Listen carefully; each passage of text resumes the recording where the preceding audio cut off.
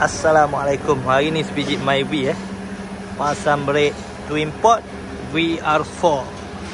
VR4 twin port bos. Tak perlu pakai spacer. Semua fit PCD 100. Dah ada corak disc. Memang puas hati lah. Yang biasa kita jumpa Myvi pasang satu piston saja. Yang ni dua piston terus. Dapat pula brake pad 750 darjah Celsius. Lepas tu yang belakang dia upgrade pula brake drum kepada brake disc. Siap ada handbrake sekali. Handbrake semua function. Pak ni yang belakang dia.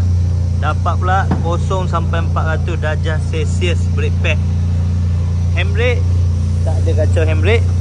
Berfungsi macam biasa. Warranty setahun Warranty setahun. Kalau ada apa-apa masalah boleh datang balik. Dan tak perlu risau. Barang ni stok memang banyak. Okey, nampak kat belakang tu. Sini lagi.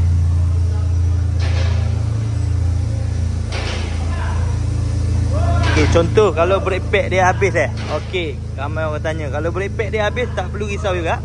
Sebab dia pakai Honda Civic FD belakang. Lepas tu pula yang depan tu brake pad dia pakai Evo 3. Evo 3 memang senang dapat lah brake pad dia. Okay, yang ni Honda Civic FD ni kita tukar bushing. Lepas tu skimming disc.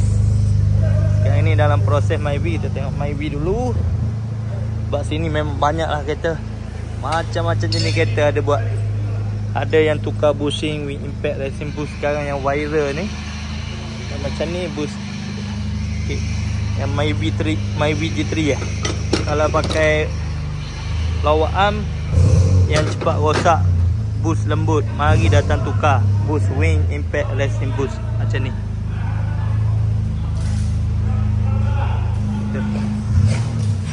Warna boleh pilih warna ni boleh pilih nak warna apa-apa pun boleh.